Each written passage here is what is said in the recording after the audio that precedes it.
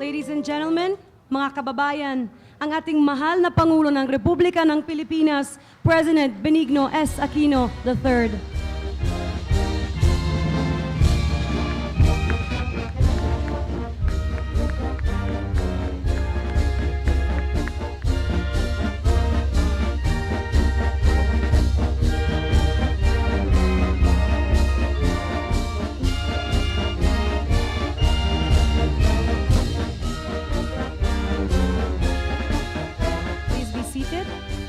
May we call on Secretary Rogelio Singson to deliver his welcome remarks.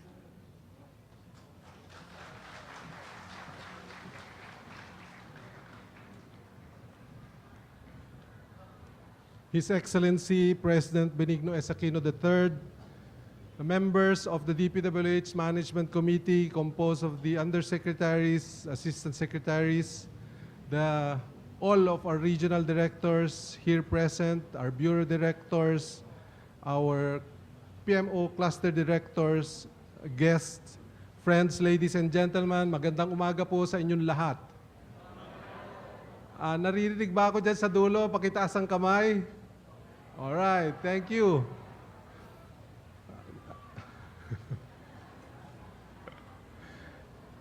Mr. President, I know this is not a milestone year for DPWH, and yet you have honored us with your presence. So indeed, we are most grateful and greatly honored by your presence here today as we celebrate our 117th anniversary. We would just like to remember this day as a day of thanksgiving o isang araw ng pagpapasalamat. As I said, this may not be a milestone year, Mr. President, but this year we are proud to share with you a milestone in the history of this department. Ngayon taon, mahal na Pangulo, we have been able to secure our ISO 9000 certification for quality management system,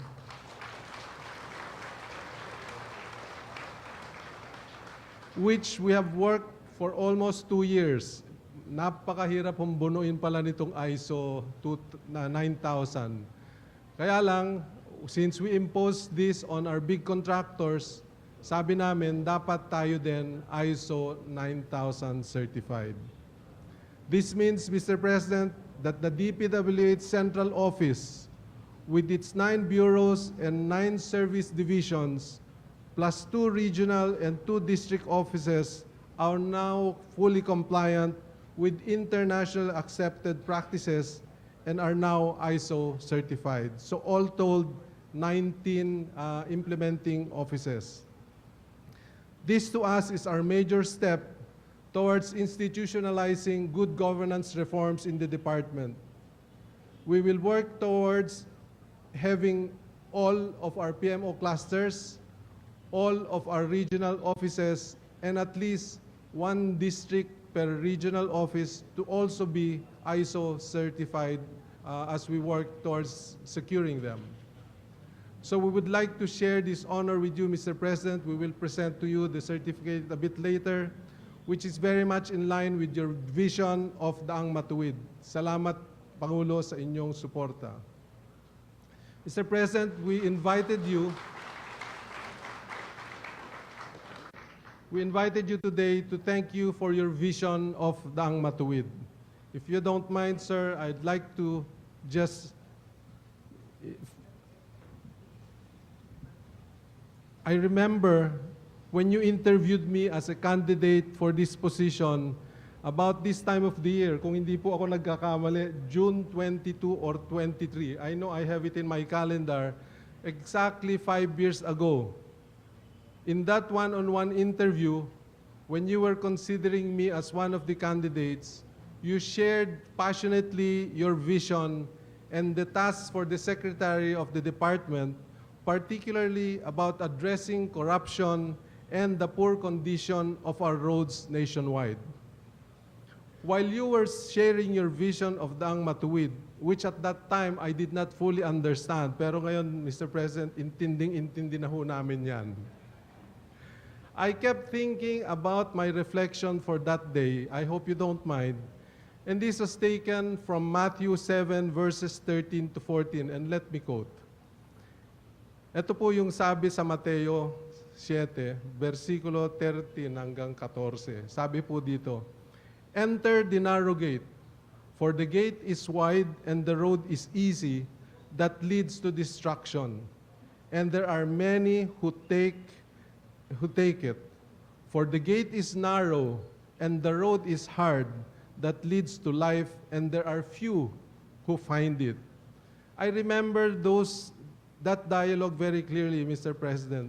You kept mentioning the matuwid as your main program of government, while I kept thinking about the verse on straight and narrow road. And if you think closely and reflect on it, Daang matuwid is a narrow road. Hindi po naging madali ang pagtahak ng Daang matuwid, Mr. President. Kaya po, sana hindi tayo mawalan ng lakas ng loob na tahakin at ituloy ang Daang matuwid. So, Mr. President, personally, salamat for sharing your vision of Daang matuwid dahil kaming lahat ay nakikiisa sa inyong programa.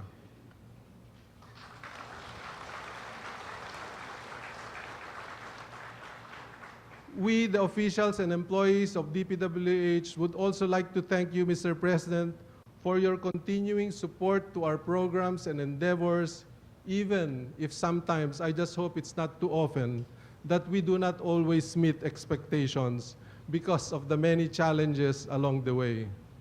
But we can assure you, sir, we will always try our very best and work very hard to meet our performance target. In particular, thank you for the 1-month performance bonus given just this month.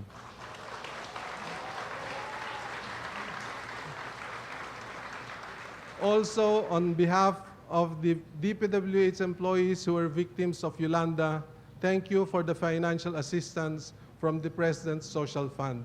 Andito po si ARD Tabacon at talaga pong maraming salamat in behalf of the employees in the Leyte region.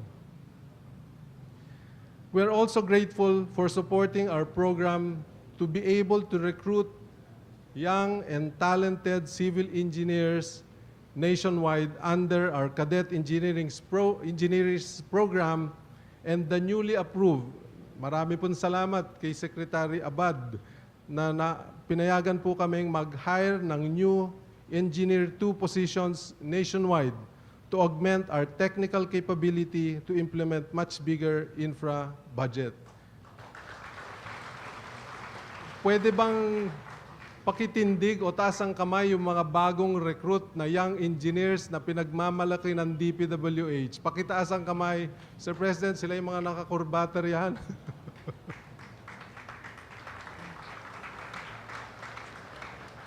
They have been recruited nationwide, and my bias is only 50% will come from NCR. The rest will have to come from the rest of the country.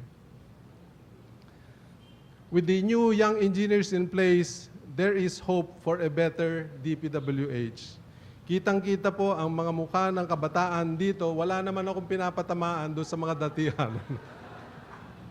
Pero kitang-kita po na ang mga mukha ng kabataan dito sa DPWH ay nagkakaroon ng bagong buhay ang DPWH. After all, it is their future ang pinaghahandaan natin sa ating mga kasama.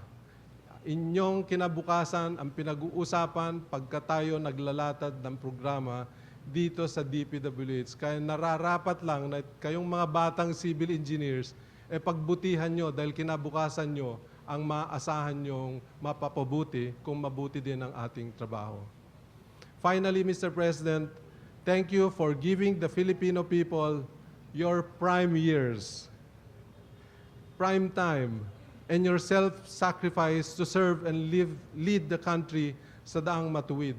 I can only imagine how much you are sacrificing and giving up to serve as President and to make the Philippines a better place for all Filipinos. Palakpakan po natin ang Pangulo.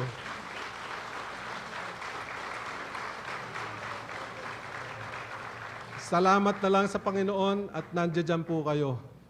Makakaasa po kayo, mahal na Pangulo, sa aming suporta at ang aming matapat na paglilingkod para sa Diyos at para sa bayan. Mr. President, muli, mula sa lahat ng mga opisyal at empleyado ng DPWH, thank you for sharing your valuable time with us today as we share with you our way of doing our part in your program of Daang Matuwid. Magandang umaga po sa inyong lahat.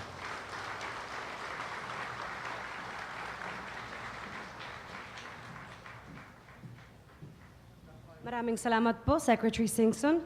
And now, may we request His Excellency President Aquino together with Secretary Singson to present the award to this year's retirees and those who have served the DPWH for 40 years.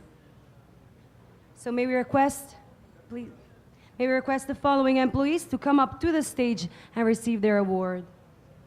Those retiring this year, 2015, are Ms. Lourdes B. Biasaga, Financial Analyst 2, Financial Management Service.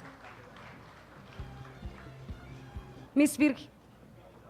Virginia C. Ilao, Records Officer 2, Human Resource and Administrative Service.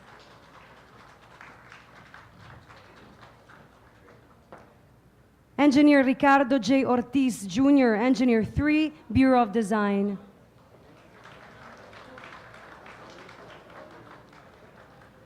Mr. Ricardo M. Juan Jr., Fiscal Controller 5, Financial Management Service.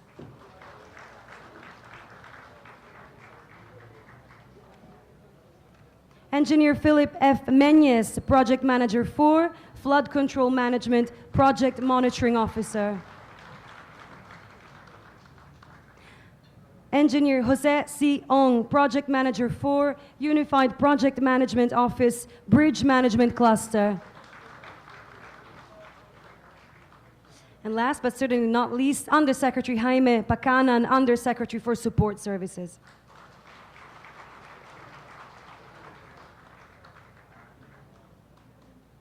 And now for those who have served the department for 40 years, Ms. Erlinda Enrile, Utility Worker 1, Bureau of Equipment.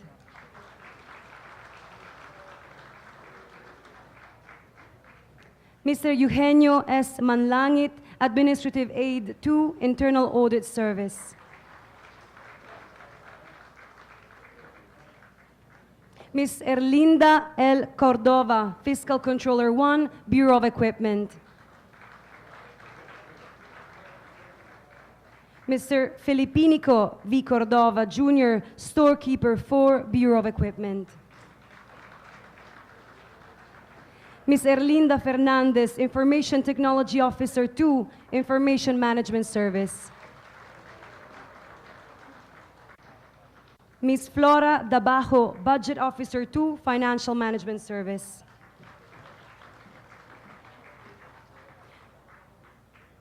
Mr. Pedro F. Andres, Jr., Property Appraiser 3, Bureau of Maintenance.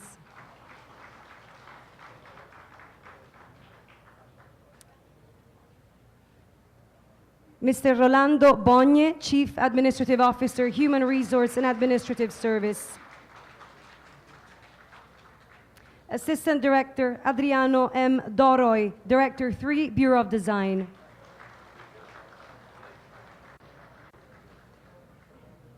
And Director Dante B. Potante, Director 4, Bureau of Design.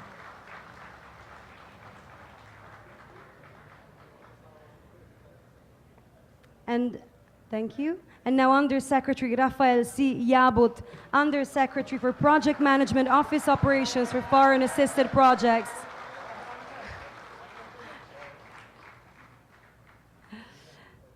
And Undersecretary Romeo S. Momo, Undersecretary for Regional Operations.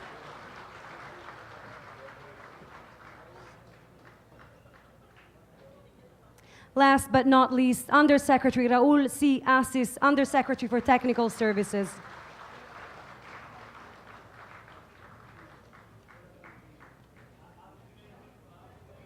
Maraming salamat po, mahal na Pangulo at Secretary Singson. His Excellency, Mr. President, it is with pride and honor that the quality management system of the Department of Public Works and Highways, to include its 6 staff bureaus, 9 support services, the regional offices of the National Capital Region and Region 11, South Manila District Engineering Office of the NCR, and Davao City 1st District Engineering Office of Region 11, for a total of 19 offices, have been assessed by the AJA registrars and are now registered in compliance with the requirements of the ISO 9001-2008. On behalf of the men and women of the Department of Public Works and Highways, may we call on Secretary Singson to present the ISO registration certificate of the Department of Public Works and Highways to the President. And may we also request the ISO core team members and Secretariat to please stand up to be recognized. Congratulations, DPWH.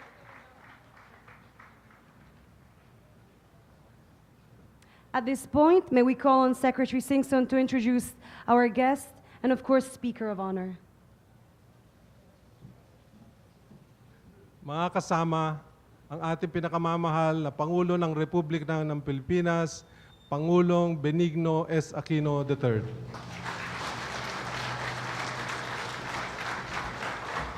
Magandang umaga po. Mabuo tayo lang. Secretary Rogelio Babe Singson. Alam nyo, kada matawag ko natin Secretary Singson, nasa telepono po ako. Sabi ko, hello babes. Yung media po nagtutukan sa akin at nakikinig eh. Kaya pinakita ko ako, Babe Singson po ang kausap natin. Hanggang ngayon po, meron pa rin nung naliligaw doon. Awardees of the 117th anniversary of the Department of Public Works and Highways, officials, employees of the Department of Public Works and Highways, fellow workers of government, honored guests, mga minamahal ko po kababayan, magandang umaga po sa inyo lahat.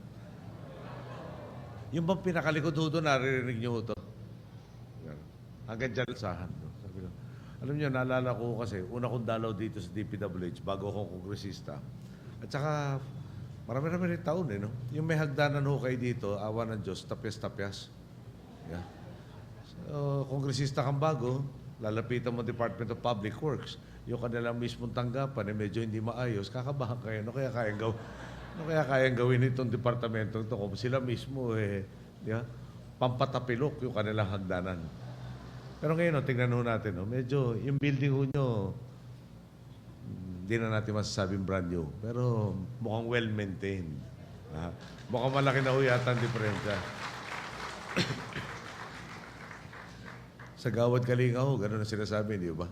Bigyan mo ng tirahan na maayos-ayos, komunidad na maayos-ayos, pati yung pag-iisip, umaayos, gumaganda. Pati siyempre, tanggapan naman ho ng public works, dapat maganda rin. Kaya kung maabutan pa natin baguhin to, pero wala ho yata sa priority muna ngayon ni Secretary Singson.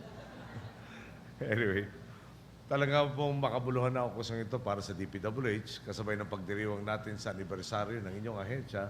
Natanggap ninyo ang ISO 9001-2008 Certificate for Quality Management System. Isa kayo sa mga departamento ng ehekutibo na nagawaran ng ganitong pagkilala. Sinasalimin po nito ang di matatawarang ambag ng DPWH sa paghatid ng epektibo, tapat at tuwid na paglilingkod. Kaya nga po, gusto kong gamitin ang pagkakataong ito upang ipaabot sa inyo ang pasasalamat ng ating mga boss para sa makongkretong benepisyong bunga ng inyong pakikisa sa pagtaak sa Daang matuwid. Total, pinag-uusapan ho natin yan. Naalala ko nung in-interview ko si Secretary Singson Sa totoo lang, sinabi ko, I'm considering you for the position of Secretary of Public Works and Highways. Sagot niya sa akin, marami yung siyang tinanong sa akin. Akala ko ako mag-i-interview siya, nag-i-interview sa akin. At saka sa totoo lang ko, parang hesitant siyang tanggapin. At naiintindihan naman ho natin, no? Yung tatanggapin mo yung pwesto, baka hindi mo kaya yung mga problema ang haharapin mo dyan, pati yung sistema na gusto mong ituwid, no? Tapos pagdulo sa lahat ng paghihirap, makatakot-takot na mura at kritisismo pa abutin mo, siguro bibihira yung tao na talagang tatanggapin yung hamon na ganun. So naunawaan ho natin, kaya minabuti kong sagutin lahat ng tanong niya at nagkaigi naman ho kami, talagang kayo na ho magsabi, meron bang pagbabago nangyayari, no? Kaya lalong lumalalim paghanga natin para sa DPWH kapag tinitingnan ang lawak ng transformasyon nangyari sa inyong ahensya sa loob ng 5 taon. Ang dating poster boy na katiwalian ngayon ay modelo na ng episyenteng pamamalakad. At may mga nagtatanong, paano nangyari ito? Paano nyo nabaliktad? Simple lang. Hindi na po nagpatupik-tupik po ang inyong hepe na si Secretary Babe Singson nang italaga natin siyang foreman sa pagsusulong ng reforma sa inyong ahensya. May kasabihan nga tayo, ang di lumingon sa pinanggalingan di makakarating sa paroroonan. At inaral nga ni Secretary Babes ang sitwasyong kanyang dinatnan, tinukoy niya ang tamang problema at naghain at nagpatupad ng mga tamang solusyon na namunga ng tamang resulta, siyempre sa pakipagtulungan po niyong lahat. Sa pangunguna niya, pinanagot natin ang matiwaling opisyal at kawani. Ang mga manumalyang proyekto naman, nirepaso at pinigilan ng pag-award. Ang mga kontrastistang napatunayan ng lalamang na blacklist at pinaimbestigahan. At sa lalong panahon, pinakasuhan na rin. Sa bidding, tinanggal ang letter of intent na ginagamit ng mga may balak makipagkuntsabahan at ginawang mas simple at bukas ang bidding process. Bukod dito, may clustering pa ng maliliit na proyekto para makatipid at tiyaking may sapat at tamang kakayahan at kagamitan ng ating mga kontratista. Dahil nga mas marami ang sumasali sa kompetisyon para sa proyekto at may tiyak na pamantayang kailangan sundin, ang infrastruktura ay natatayo ng may kalidad at sa mas sulit na presyo. Kaya po, ang Pilipino talaga mas panalo. Tapos na rin po ang panahon ng agad nasisira ang infrastruktura pag tumama sa kuna. Wala na rin palakasan at papogi sa pagsasagawa ng proyekto. Kung dati nga po, justice ang kalakaran, ngayon sa Daang Matuwid talagang justice na po ang namamayani. Gusto ko pong bigyan din ang buong strategiya ng pagre-reforma sa DPWH sa klaw ng isang kaisipang ipinapatupad ninyo sa bawat aspeto ng inyong trabaho. Ito po yung tinaguriang 5 R's.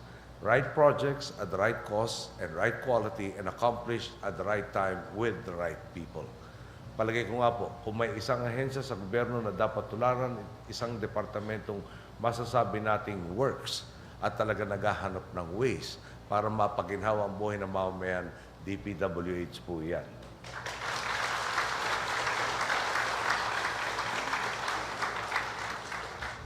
Halimbawa po, isa sa madalas kong mabanggit pag dumadalaw tayo sa mga probinsya at mag-isa ibang bansa, ang C3 Quezon Avenue Interchange Project na natapos ninyo ng 3 buwan ahead of schedule at sa mas murang halaga. Nariyan din po ang Plaridel Bypass Road na natapos nyo ng mas mababang presyo na 593.61 million pesos imbis na 706.54 million pesos. Idadag ko na rin ang Tagumbao Bridge sa Tarlac na iminungkahi po natin noong unang termino ko po bilang congressman. Alam mo nyo, tinatanong ko nga ho nung panahon sabi ko, pwede ba yung buong PIDAP ko nung panahon na yun, ilagay na din sa proyektong to para installment man lang maumpisa na. Kasi taon-taon, pag rumagasa yung ilog namin, nauubos yung pampang, siyempre taon-taon pahaba ng pahaba yung lapad ng ilog, palaki ng palaki yung gagastusin doon sa tulay. Hindi raw ho pwede ang installment plan. At nung tinanong ko kung sino ang may in charge sa flood control namin, nung napunta ako doon sa Pampanga River Delta Project, sabi sa akin yung Lower Agno Rojo Mesa Cloud. Nung pinuntahan ko yung Lower Agno, pinabalik ako sa Pampanga sila Rojo Mesa Cloud. Madaling salita po, walang umangkin sa amin. Buti lang ako, naging Pangulo ko, nagkaroon na rin kami ng tulay. Ngayon, malaki yung pakinabang sa ating mga kababayan sa Rona. Pero mas maganda kong balita para sa lahat, ang approved budget for the contract para rito nasa 334 million pesos. Pero nasa 248 million pesos lang ang gastos nang matapos ang proyekto.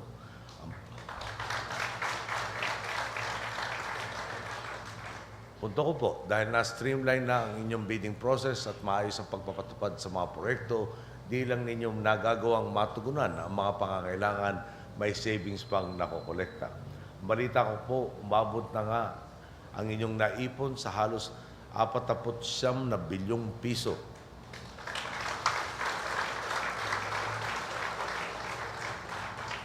Na nailalaan para sa iba pang makabuluhang proyekto ng ahensya. Siguro magandang tingnan natin doon.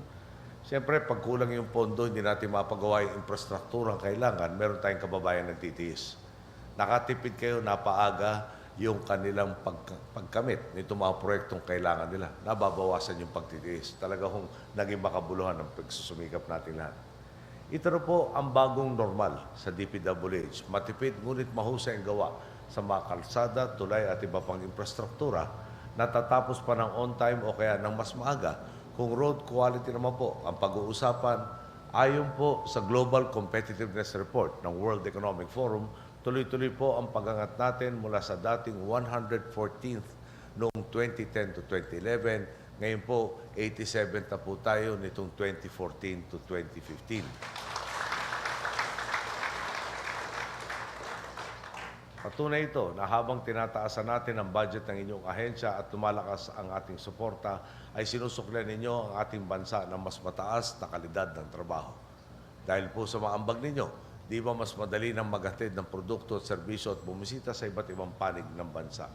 Malinaw po, ang inyong mga pagsisikap ay nagpaganda sa buhay ng mga kababayan nating napakatagal na naiwang under construction ang pangarap para sa maayos na infrastruktura.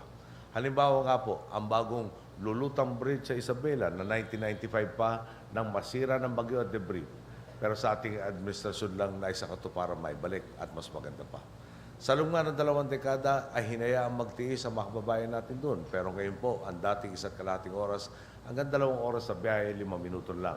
Narin din po ang Luling Bridge sa Ilocos Sur na noong 1978 pa nang maisip pero nitong 2013 lang nakumpleto. Ang Candelaria Bypass Road Project sa Quezon, 1998, plinano, pero tinapos natin noong 2012. Narin din ang Ternate Nasugbu Road Project na tumatagos sa Cavite, na bagaman 6 na kilometro lang ang haba, ay inabot pa ng lagpas 20 taon bago nakumpleto.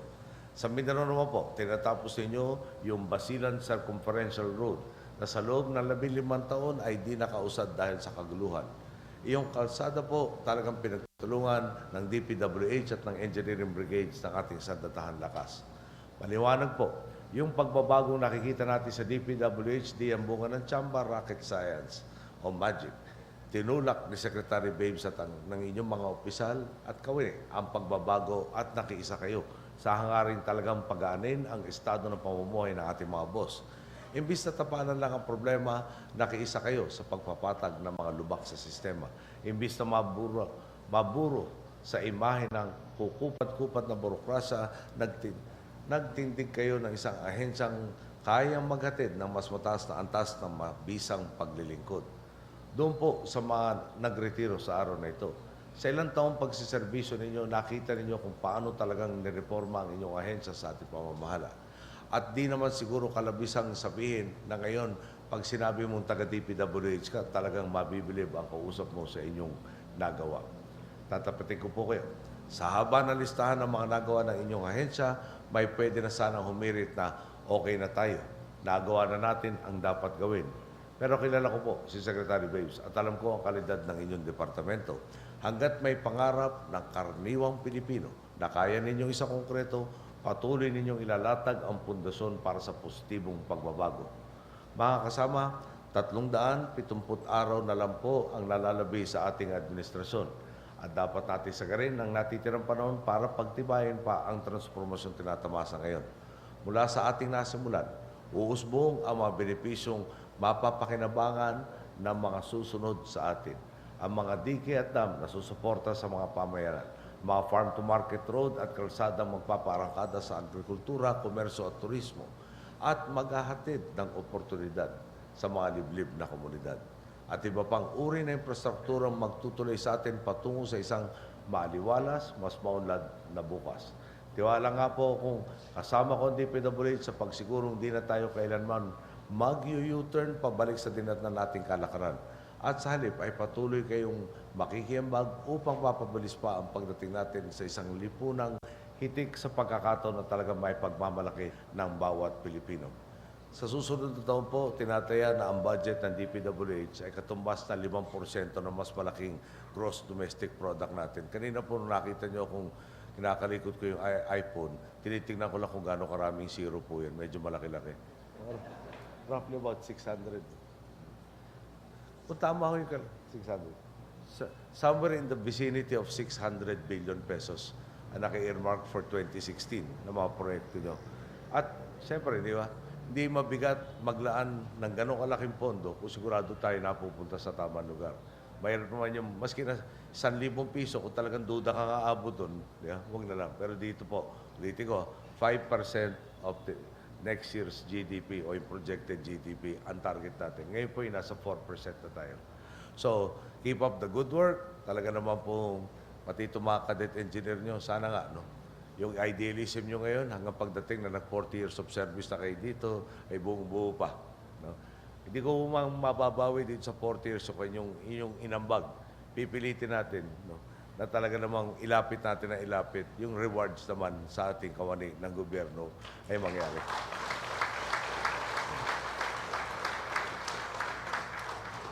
Siyempre ho, para maimungkahin natin, tayo ho pwera doon. Alam mo niyo, kukwento ko lang, si Secretary Abad, siyang pinaaral ko nito. At mga minsan, no, nasabi sa akin, Sir, parami pinapatrabaho mo sa akin. No, next year, retired na tayo sa July 1. Actually, June 30 ng tanghali. Ngayon, by that time, ang pension raw niya kukulangin dahil 19 and a half years lang siya sa government service. No? Sabi ko, okay lang yan, pare. Total, magkaibigan tayo. Ako naman ay 18 and a half. Pareho lang tayong bitin ng pension. Kaya, huwag na natin ipasa sa iba yung pagkabitinan. Pilitin natin mahanap kung paano maisagad yung pwede natin maibigay na pasasalamat naman ng taong bayan sa ating mga kasamahan sa gobyerno. Magandang araw po. Maraming salamat sa inyo.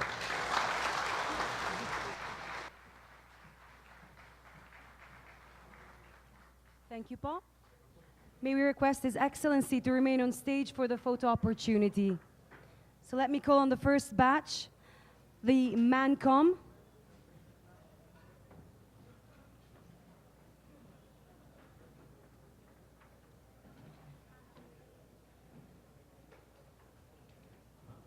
Thank you. Move na natin.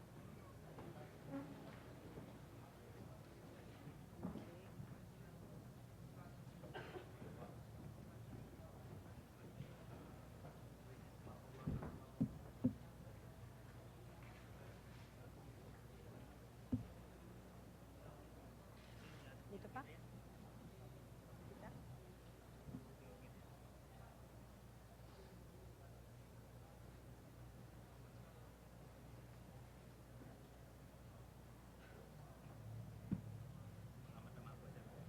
Okay po.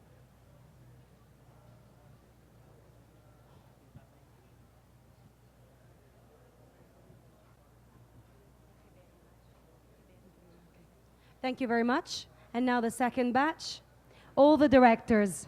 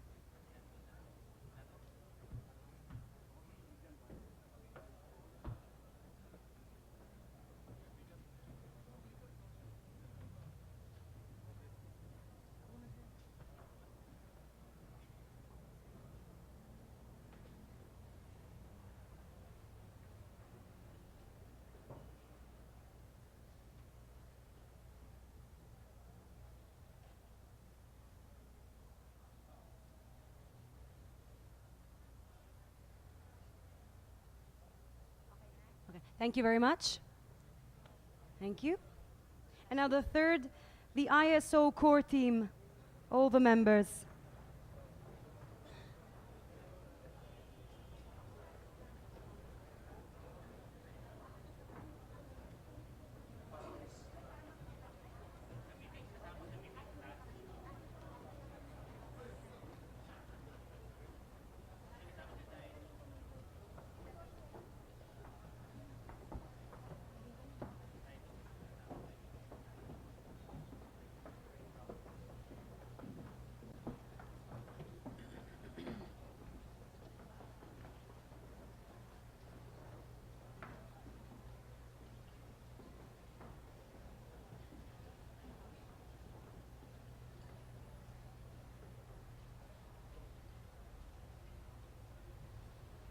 Thank you very much.